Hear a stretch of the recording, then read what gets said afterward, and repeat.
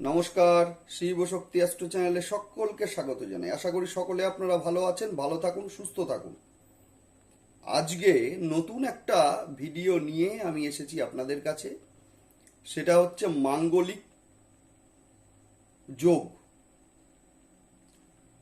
মাঙ্গলিক যোগ বলতে অনেকে বলবেন যে দোষ, অনেকে 80%-এর ওপর মানুষ বলবেন যে দোষ। আমি বলি যোগ। অনেকে আমাকে কমেন্ট করে জানান, অনেকে ফোন করেন, বলেন যে দেখিয়েছিলাম কুষ্টিটা, বলছেন মাঙ্গলিক দোষ আছে, দোষটাকে কাটাতে হবে। দেখুন, মাঙ্গলিকটা কি সেইটা আমাদের আগে জানতে হবে। মূলত আজকের ভিডিওতে মাঙ্গলিক যোগ নিয়ে আমি ডিটেলস আলোচনা করব। ডিটেলস আলোচনা করব, শুনতে থাকুন আপনারা, যে কোন ক্ষেত্রে দোষ হয় আর কোন ক্ষেত্রে যোগ হয়। ডিটেলস আলোচনা করব। আপনারা শেষ পর্যন্ত ভিডিওটি দেখুন এবং সেই সঙ্গে যাদের যাদের দোষ হয়েছে সেই দোষের প্রতিকার নিয়েও আলোচনা অবশ্যই আমি করব। এর জন্য কোনো রকম রত্ন ধারণ করার দরকার নেই, কোনো রত্ন ধারণ করার দরকার নেই। যাই হোক, শুরুতেই আমরা আলোচনা করব মাঙ্গলিকটা কি। মাঙ্গলিক হচ্ছে সাধারণত মঙ্গলের অবস্থান, জন্ম ছকে মঙ্গলের অবস্থান। মঙ্গল যখন রাশিচক্রে লগ্ন, দ্বিতীয়, চতুর্থ, সপ্তম, অষ্টম আর দ্বাদশ ঘরে থাকবে, তখন সেটাকে বলা হবে মাঙ্গলিক দোষ বা ভৌম দোষ। সাধারণত 4টে ঘরে থাকলেই কি মাঙ্গলিক হয়? এই 4টে ঘরে থাকলে কি কি ফল দেয়? লগ্ন, দ্বিতীয়, চতুর্থ, সপ্তম, অষ্টম আর দ্বাদশ, এই ঘরগুলোতে মঙ্গল থাকলে মাঙ্গলিক বা ভৌমদোষ হয়। বুঝলাম। এখন কথা হচ্ছে যে এই 4টে ঘরে থাকলেই কি মাঙ্গলিক হয়, সেই নিয়েই আজকে আলোচনাটা করব। অবশ্যই আপনারা চ্যানেলটি সাবস্ক্রাইব করবেন এবং শেষ পর্যন্ত দেখতে থাকুন। শুরুতেই আলোচনায় আমি বলবো যে কোন কোন ঘরে মঙ্গল থাকলে কি কি ফল দেয়, এবং তারপরে আলোচনা করব যে কোন কোন জায়গায় থাকলে যে যে ফলগুলো দেয় না, ব্যতিক্রম। শুরুতেই বলবো লগ্নতে থাকলে, লগ্নে মঙ্গল অবস্থান করলে কি ফল দেয়। সাধারণত মঙ্গল হচ্ছে গ্রহ সেনাপতি, যথেষ্ট উগ্র, বদমেজাজি, যোদ্ধা। সেই মঙ্গল যদি লগ্নে থাকে তাহলে বা অবস্থান করলে কি ফল দেয়, মানে কেন মাঙ্গলিকটা বলছে। যে ফল দেয় সেটি হচ্ছে সাধারণত শরীর, স্বাস্থ্য এবং আয়ুর ওপরে একটা একটা প্রভাব সেটা কিন্তু পড়ে। সেই সঙ্গে মাথা গরমের ফলে ক্ষতি হয়, হঠাৎ করে রেগে যাওয়ার একটা প্রবণতা, মেজাজ হারানোর একটা প্রবণতা, ধৈর্যচ্যুতির একটা প্রবণতা, সেটা কিন্তু থাকেই।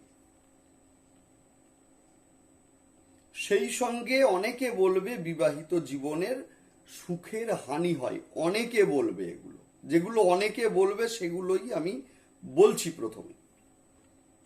সেই সঙ্গে রক্ত সম্পর্কিত রোগ হওয়ার সম্ভাবনা থাকে, দাম্পত্য সমস্যা তৈরি হয়। নেক্সট আলোচনা করব দ্বিতীয়ই থাকলে কি হবে। না, দ্বিতীয়ই থাকলে কুটুম্ব বিরোধিতা বা কুটুম্বর সঙ্গে মতের অমিল, সেইটা হবে। সেই সঙ্গে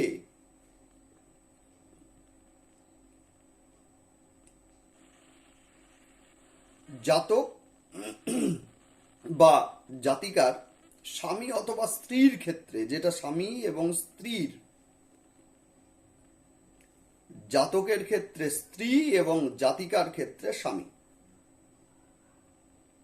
যেহেতু দ্বিতীয় ঘরটা তার মারক স্থান, সেই কারণে মঙ্গল থাকলে দুর্ঘটনা, জীবনে বাধাবিঘ্ন এগুলো হওয়ার সম্ভাবনা রয়েছে।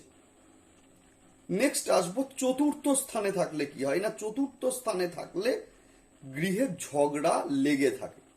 যেহেতু মঙ্গল উগ্র, সুতরাং শাশুড়ির সঙ্গে বা শ্বশুরের সঙ্গে বা শ্বশুর বাড়ির সঙ্গে অ্যাডজাস্টমেন্ট, এই অ্যাডজাস্টমেন্টের একটা সমস্যা কিন্তু হয়, এইটা তৈরি হয়।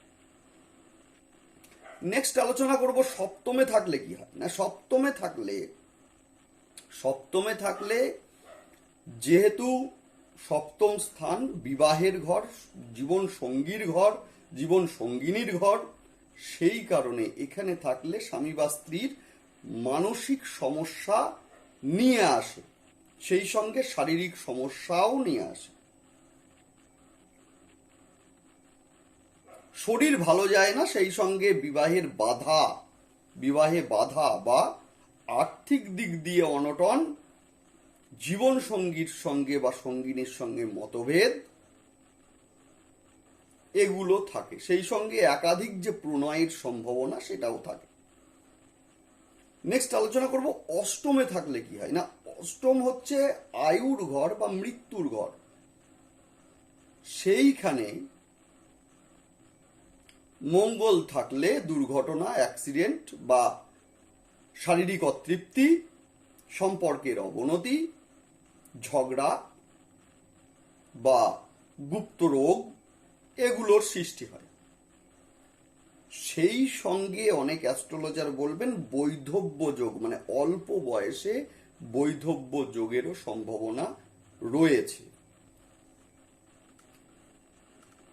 নেক্সট আলোচনা করব দ্বাদশে থাকলে কি হয় না। দ্বাদশ স্থান যেহেতু শয্যা সুখের জায়গা, সুতরাং সেইখানে মঙ্গল থাকলে শয্যা সুখের ব্যাঘাত ঘটে, অর্থাৎ স্বাস্থ্যহানি, বিবাহ বিচ্ছেদ, মামলা মকদ্দমা বা খরচের আধিক্য মানে হয়, লোকসান ব্যবসায়, এমনকি অনেকে বলে মৃত্যু পর্যন্ত ঘটতে পারে। এখন প্রশ্ন হচ্ছে যে সমস্ত ঘরগুলো আমরা জানলাম যে এই ঘরে থাকলে এই ঘর অনুযায়ী এই ফলগুলো প্রাপ্ত হয়। এখন কথা হচ্ছে সত্যিই কি তাই? যদি কারোর মেষ লগ্ন হয় এবং মেষ লগ্নে মঙ্গল বসে আছে, সেই ব্যক্তি ভীষণ এনার্জেটিক হবে। যদি কারোর মেষ লগ্ন হয় এবং মঙ্গল অষ্টমে অর্থাৎ বৃশ্চিকে বসে আছে, সেক্ষেত্রে কি অ্যাক্সিডেন্ট যোগ হবে? বলুন তো, সেই ক্ষেত্রে অ্যাক্সিডেন্ট হবে? সেই ক্ষেত্রে অ্যাক্সিডেন্টের যোগ হবে? অনেকে হয়তো বলবেন যে হবে, আমি বলবো না, হবে না। কেন না, কেন সেইটার কারণ হচ্ছে যে আচ্ছা বলুন তো, যে কেউ কি কারোর নিজের ঘরের ক্ষতি করে? হ্যাঁ কি না? যে কেউ কি কারোর নিজের ঘরের ক্ষতি কি করবে? নিশ্চয়ই না। বৃশ্চিক হচ্ছে মঙ্গলের নিজস্ব ঘর, সুতরাং সেই ঘরে মঙ্গল কখনো ক্ষতি করে না। সুতরাং অষ্টমের ক্ষেত্রে, মানে অষ্টমে মেষ লগ্নের ক্ষেত্রে সেই প্রভাবটা পড়বে না, বা সেই ধরনের কোনো প্রভাব ওখানে পড়বে না 100%। মিত্র ক্ষেত্রে থাকলে মাঙ্গলিকের এফেক্ট অতটা পড়বে না। সুতরাং একটি কথাই বলবো যে মূলত মঙ্গল যদি কর্কট, সিংহ, মকর অথবা কুম্ভে অবস্থিত হয়, সেই ক্ষেত্রে কিন্তু মাঙ্গলিক দোষ হবে না 100%। 1 নম্বর শর্ত। 2 হচ্ছে বৃহস্পতির দুটো রাশি রয়েছে, একটা হচ্ছে ধনু এবং আরেকটি হচ্ছে মীন। সেখানে যদি মঙ্গল অষ্টম ভাবস্থ হয়, সেখানে কিন্তু মাঙ্গলিক দোষ হবে না। যদি বৃহস্পতি কেন্দ্রে অর্থাৎ 1, সেই সঙ্গে 4, 7 আর 10, এই যে কেন্দ্রে যদি বলবান বৃহস্পতি অবস্থান করে কোথাও, সেই ক্ষেত্রে ভৌমদোষ হবে না বা মাঙ্গলিক দোষ হবে না। এইটা সূত্র হবে না, ভয় পাবেন না। এবার সাধারণত কোন কোন ক্ষেত্রে হবে? দেখা যাচ্ছে শত্রু গৃহে থাকলো, রাহুর সঙ্গে থাকলো, সেই সব ক্ষেত্রে আমরা বলবো দোষ। এইবার অনেকে বলে স্বামী মারা যাবে। আরে, স্বামীর কি আলাদা জন্মছক নেই? স্বামীর কি নিজস্ব আয়ু নেই? আমার জন্মছকের উপরে স্বামীর আয়ু, যেটা জন্মছক, সেইটা কি ডিপেন্ড করতে পারে? একদম না। সুতরাং এইটুকু বলবো, ভয় পাবেন না। এইবার যাদের দেখা যাচ্ছে শত্রু ক্ষেত্রে আছে, রাহুর সঙ্গে যুক্ত আছে, রাহুর নক্ষত্রে আছে, সেই সব ক্ষেত্রগুলোতে ভৌম দোষ সৃষ্টি হবে।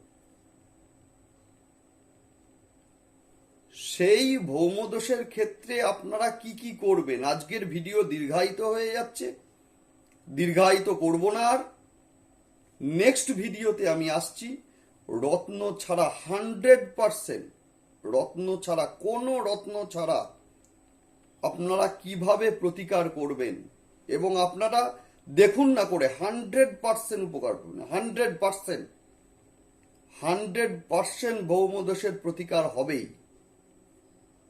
সুতরাং অবশ্যই আপনারা চ্যানেলটি সাবস্ক্রাইব করে সঙ্গে থাকুন। সাবস্ক্রাইব করতে বলছি শুধুমাত্র এই জন্যেই যে নেক্সট ভিডিও ছাড়ার সময় যেন নোটিফিকেশন আপনার কাছে পৌঁছে যায়, ভিডিও আপনারা দেখতে পারবেন, এবং সেই সঙ্গে প্রতিকারগুলো করুন, দেখবেন ম্যাজিকের মতো ফল হবে। সকলে ভালো থাকুন, সুস্থ থাকুন। নমস্কার।